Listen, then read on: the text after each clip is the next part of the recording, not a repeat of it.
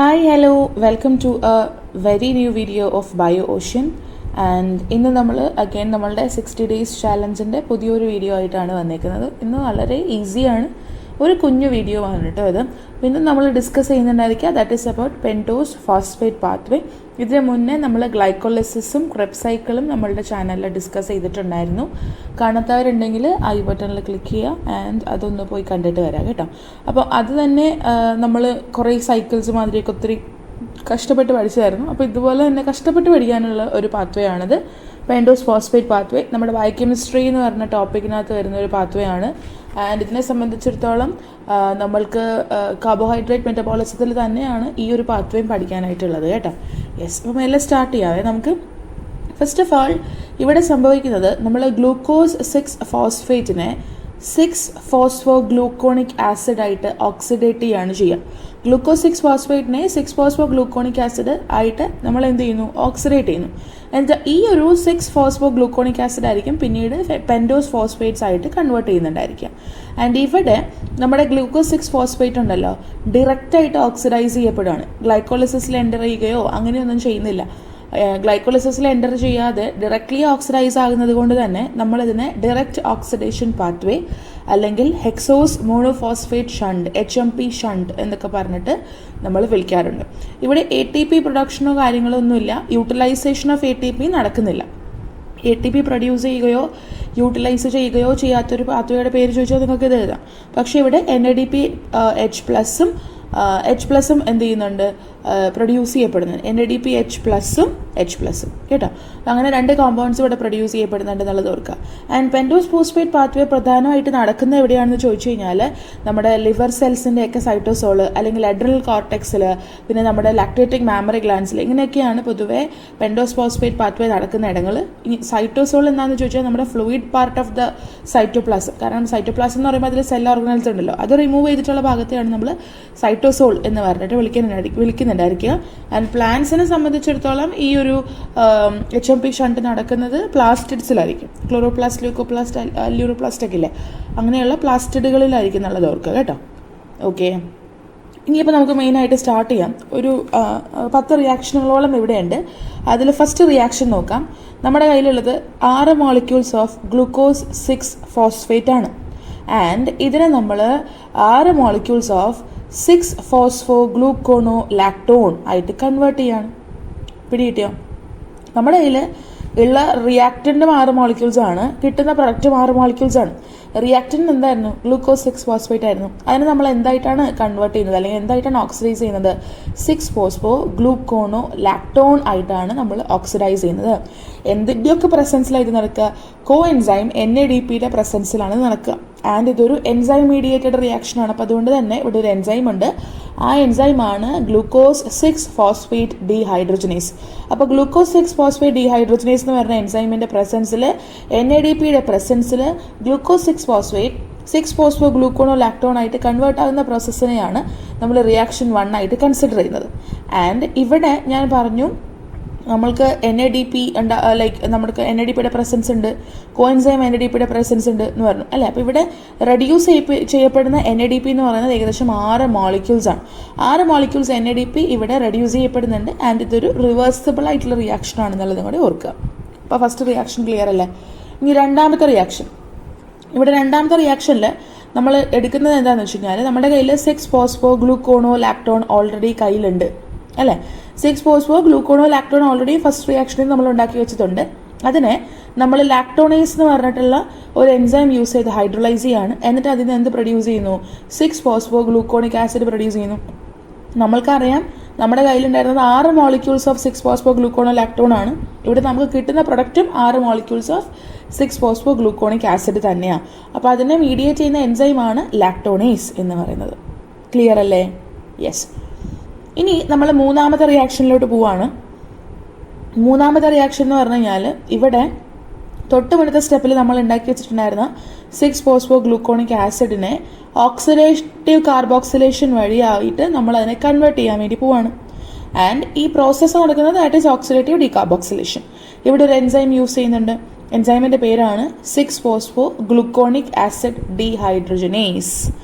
And ഈ 6-ഫോസ്ഫോ gluconic acid ഡീഹൈഡ്രോജനേസിന്റെ ഹെൽപ്പോട് കൂടിയിട്ട് നമ്മൾ 6-ഫോസ്ഫോ ഗ്ലൂക്കോണിക് ആസിഡിനെ ഓക്സിഡേറ്റീവ് ഡീകാർബോക്സിലേഷൻ നടത്തി കഴിഞ്ഞാൽ നമുക്ക് കിട്ടുന്നുണ്ടായിരിക്കുക 6 മോളിക്യൂൾസ് ഓഫ് കാർബൺ ഡൈ ഓക്സൈഡും അതുപോലെ 6 മോൾസ് ഓഫ് റിബുലോസ് 5 ഫോസ്ഫേറ്റുമാണ്. സെക്കൻഡ് റിയാക്ഷനിൽ 6-ഫോസ്ഫോ ഗ്ലൂക്കോണിക് ആസിഡ് ഉണ്ടായിട്ടുണ്ടായിരുന്നു.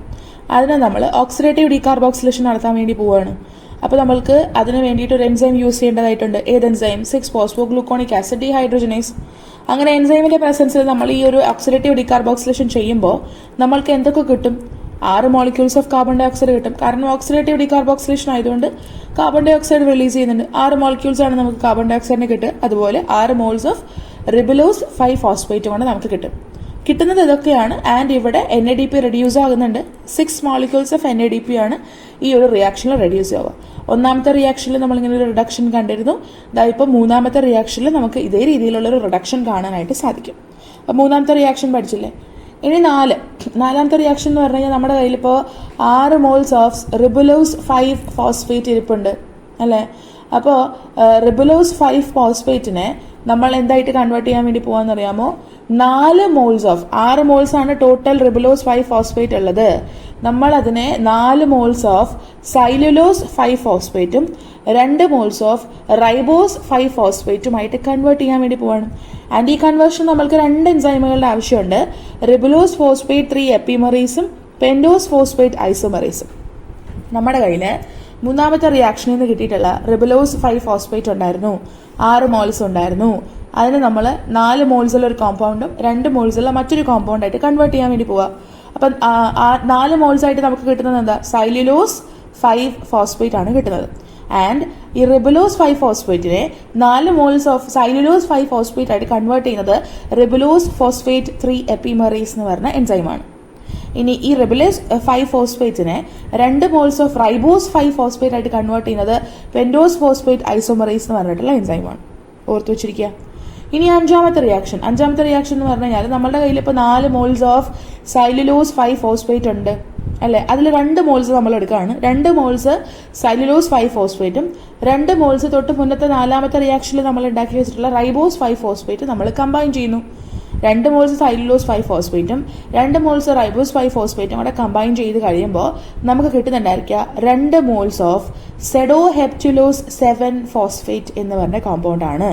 അത് മാത്രമല്ല 2 മോൾസ് ഓഫ് 3 ഫോസ്ഫോ ഗ്ലിസറാൽഡിഹൈഡും കൂടെ നമുക്ക് കിട്ടുന്നുണ്ട്.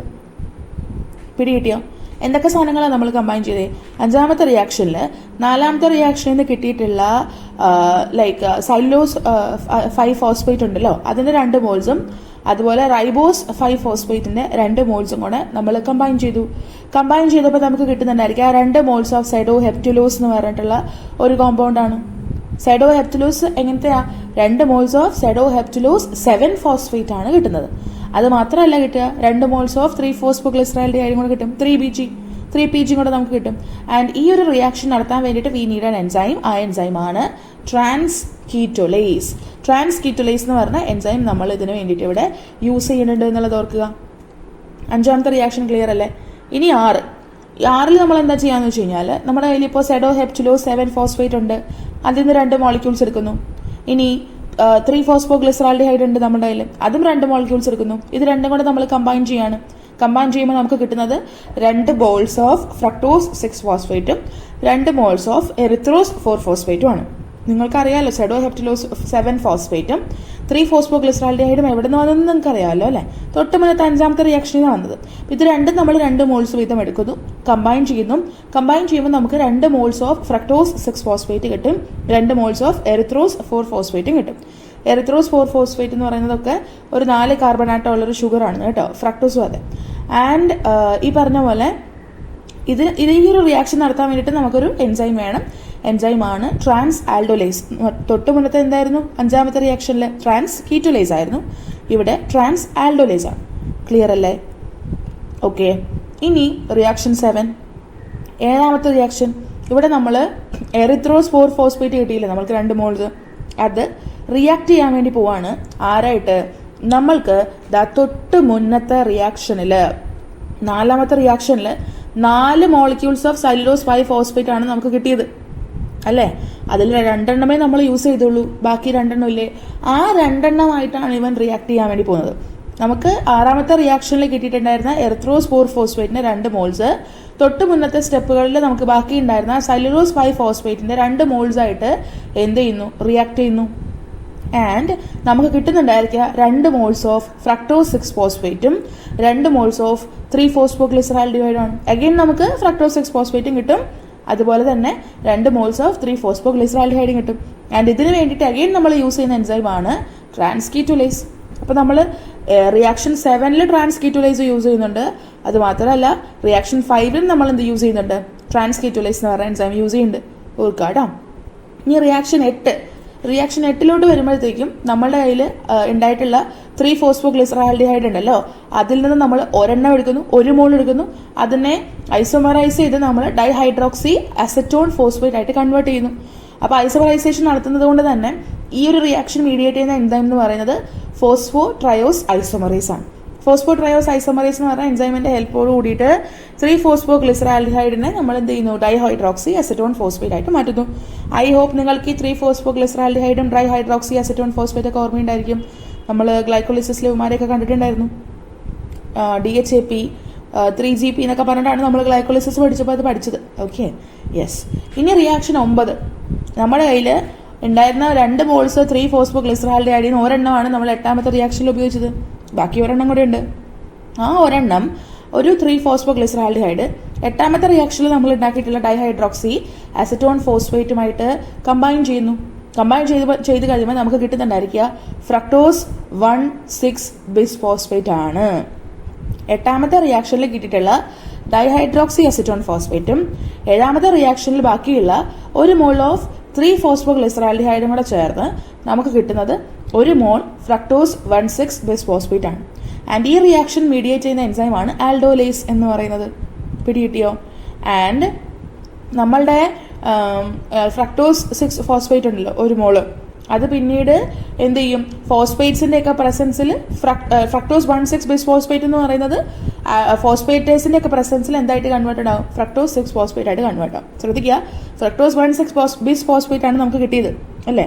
ഇത് പിന്നീട് ഫോസ്ഫേറ്റേസ് എന്ന് പറയുന്ന എൻസൈമിന്റെ പ്രസൻസിൽ എന്തായിട്ട് കൺവേർട്ടഡ് ആകും, 1 മോൾ ഫ്രക്ടോസ് 6-ഫോസ്ഫേറ്റ് ആയിട്ട് അഗൈൻ കൺവേർട്ടഡ് ആകുന്നു. ഇതായിരുന്നു 9ാമത്തെ റിയാക്ഷൻ. ഇനി 10ാമത്തെ റിയാക്ഷൻ എന്താ, 5 മോളിക്യൂൾസ് ഓഫ് ഫ്രക്ടോസ് 6-ഫോസ്ഫേറ്റ് ആണ് റിയാക്ഷൻ 6, 7, 9 നമുക്ക് കിട്ടിയത്. എത്ര ടോട്ടൽ കിട്ടി? 5 മോളിക്യൂൾസ് കിട്ടിയിട്ടുണ്ട്. പിടികിട്ടിയോ? അത് ഐസോമറൈസ് ചെയ്ത് നമ്മൾ 5 മോൾസ് ഓഫ് ഗ്ലൂക്കോസ് 6-ഫോസ്ഫേറ്റ് ആയിട്ട് കൺവേർട്ട് ചെയ്യും. 6, 7, 9 എന്ന റിയാക്ഷനുകളിൽ നമുക്ക് കിട്ടിയിട്ടുള്ള 5 മോൾസ് ഓഫ് ഫ്രക്ടോസ് 6-ഫോസ്ഫേറ്റിനെ 5 മോൾസ് ഓഫ് ഗ്ലൂക്കോസ് 6-ഫോസ്ഫേറ്റ് ആയിട്ട് നമ്മൾ എന്ത് ചെയ്യാണ്, ഐസോമറൈസ് ചെയ്യാണ്. ആൻഡ് അതിന് വേണ്ടിയിട്ട് യൂസ് ചെയ്യുന്ന എൻസൈമാണ് ഫോസ്ഫോ ഹെക്സോസ് ഐസോമറേസ്. പിടികിട്ടിയോ? അപ്പോൾ നമുക്ക് കിട്ടുന്ന എന്തായിരിക്കും, ദാറ്റ് ഈസ് ഗ്ലൂക്കോസ് 6-ഫോസ്ഫേറ്റ്. എത്ര എണ്ണം? 5 moles. And this is the last reaction 10. പിടികിട്ടിയോ? യെസ്. അപ്പോൾ നമുക്ക് കിട്ടിയത് ഗ്ലൂക്കോസ് 6-ഫോസ്ഫേറ്റ് ആണ്, 5 മോളിക്യൂൾസ് ആണ് നമുക്ക് കിട്ടിയത് as A result of pentose phosphate pathway. And ഈ പെൻറ്റോസ് ഫോസ്ഫേറ്റ് പാത്വേറ്റ് അല്ലെങ്കിൽ HMP ഷണ്ടിന്റെ റെഗുലേഷൻ നടത്തുന്നത് മേജർ ആയിട്ടുള്ള എൻസൈംസ് എന്ന് പറയുന്നത് ഗ്ലൂക്കോസ് 6-ഫോസ്ഫേറ്റ് ഡീഹൈഡ്രോജനേസ് എന്ന് പറയുന്ന എൻസൈം ഉണ്ടല്ലോ, അവരൊക്കെയാണ് കൂടുതലായിട്ട് ഇതിന്റെ ഒരു റെഗുലേറ്ററി എൻസൈം എന്ന് പറയുന്നത്. G6PD എന്ന് പറയുന്നത് ഗ്ലൂക്കോസ് 6-ഫോസ്ഫേറ്റ് ഡീഹൈഡ്രോജനേസ്. ഈ ഒരു എൻസൈം ഒരു റെഗുലേറ്ററി എൻസൈമാണ്. അത് മാത്രമല്ല 6-ഫോസ്ഫോഗ്ലൂക്കോണേറ്റ് ഡീഹൈഡ്രോജനേസ് അതും ഒരു റെഗുലേറ്ററി എൻസൈമാണ്. ആൻഡ് ഈ ഒരു എൻസൈമിന് ആക്ടിവേറ്റഡ് ആകുന്നത് ഗ്ലൂക്കോസ്, ഇൻസുലിൻ, ഫെറ്റ്സ്റ്റേറ്റ്, തൈറോക്സിൻ, NADP പോലെയുള്ള സംഭവങ്ങളാണ്. പക്ഷെ ഇതിനെ ഇൻഹിബിറ്റ് ചെയ്യാൻ വേണ്ടിയിട്ട് സ്ട്രാവേഷൻ അല്ലെങ്കിൽ ഡയബറ്റിസ് മെലിറ്റസ് അല്ലെങ്കിൽ ഹൈ NADP റേഷ്യോ, NADPH+ന്റെ റേഷ്യോ ഒക്കെ ഉണ്ടെങ്കിൽ അത് ഇൻഹിബിറ്റഡ് ആവുകയും കൂടെ ചെയ്യുന്നുണ്ട്. പിടികിട്ടിയോ? അപ്പോൾ റെഗുലേറ്ററി എൻസൈംസ് 2 പേരൊന്ന് ഓർത്ത് വെച്ചിരിക്കുക, ഗ്ലൂക്കോസ് 6-ഫോസ്ഫേറ്റ് ഡീഹൈഡ്രോജനേസും 6-ഫോസ്ഫോഗ്ലൂക്കോണേറ്റ് ഡീഹൈഡ്രോജനേസും. ഓക്കെ അല്ലേ? യെസ്. അപ്പോൾ ദിസ് ഇസ് ഇറ്റ്. കുഞ്ഞു റിയാക്ഷൻ, കുഞ്ഞു സൈക്കിളൊക്കെ ആയിരുന്നു. And I hope that this was helpful. Easy ആയിട്ട് പഠിച്ചെടുക്കാൻ പറ്റും. ഒന്ന് മനസ്സിരുത്തി വായിച്ചാൽ മതിയാകും, ഒന്ന് മനസ്സിരുത്തി നിങ്ങളൊന്ന് പരിശ്രമിച്ചാൽ മതി. അപ്പോൾ ഇതാണ് HMP ഷണ്ട് അല്ലെങ്കിൽ പെൻറ്റോസ് ഫോസ്ഫേറ്റ് പാത്വേ എന്ന് പറയുന്നത്. ഓക്സിഡേറ്റീവ്, നോൺ ഓക്സിഡേറ്റീവ് എന്നുള്ള രീതിയിലൊക്കെ നമുക്കിതിനെ വേണമെങ്കിൽ സെപ്പറേറ്റ് ചെയ്യാം. ഞാൻ അങ്ങനെ സെപ്പറേറ്റ് ചെയ്യാതെ പഠിപ്പിച്ചു എന്നുള്ളതേ അല്ലേ. Okay, yes. അപ്പോൾ ഇന്നത്തേക്ക് ഇത്രയാണ് നമ്മൾ പഠിക്കുന്നത്. I hope that this video was helpful ആയെന്ന് തോന്നുന്നുണ്ടെങ്കിൽ ലൈക്ക്, ഷെയർ ആൻഡ് സബ്സ്ക്രൈബ് ചെയ്യുക. ആൻഡ് എന്തെങ്കിലും ഡൗട്ട്സോ സജഷൻസ് ഒക്കെ ഉണ്ടെങ്കിൽ കമൻറ്റ് ബോക്സിലൂടെയോ ഡിസ്ക്രിപ്ഷൻ ബോക്സിൽ എൻ്റെ മെയിൽ ID യും സോഷ്യൽ മീഡിയ IDs ഒക്കെ പ്രൊവൈഡ് ചെയ്തിട്ടുണ്ട്. അതിൽ കൂടെയൊക്കെ നിങ്ങൾക്ക് എന്നെ കോൺടാക്ട് ചെയ്യാം. അടുത്തൊരു വീഡിയോയിൽ പുതിയൊരു ടോപ്പിക്കായിട്ട് നമുക്ക് വീണ്ടും കാണാം. അതുവരെ God bless you. Thank you.